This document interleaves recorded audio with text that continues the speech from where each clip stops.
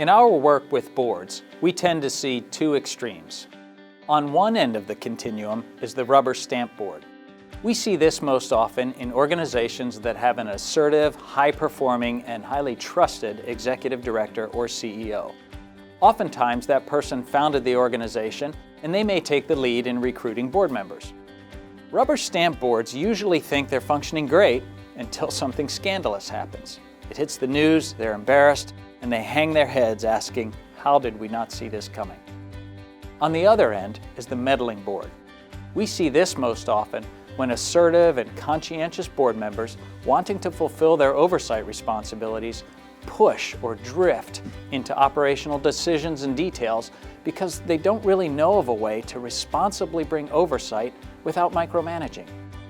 These organizations have painful and tedious board meetings, and their CEOs feel handcuffed. So, what is a board's job? Now, I want to clarify that I'm talking about governing boards, not advisory ones. Advisory boards give advice, which the people seeking that advice can either take or leave. Simply put, a governing board's job is to ensure that the organization is pursuing the right things in the right ways. So, a board must clarify the desired outcomes or results of the organization's work. It must also paint the boundaries or limit the means by which management can achieve those results. And then it must insist upon systematic, believable monitoring data that address the expectations it has established. It must bring meaningful accountability.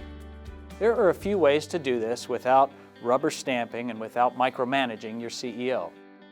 The approach we like best is known as the policy governance model developed by John Carver. It's the best model I've seen for enabling a board to do its job effectively. Now, I have no deal, no obligation to the policy governance folks. I just think it's a great model, so that's the one we usually put to work in our service to boards.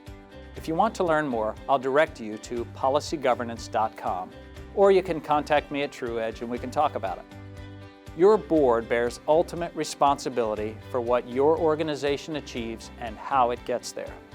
If you want a high-performing board, you must first define its job clearly.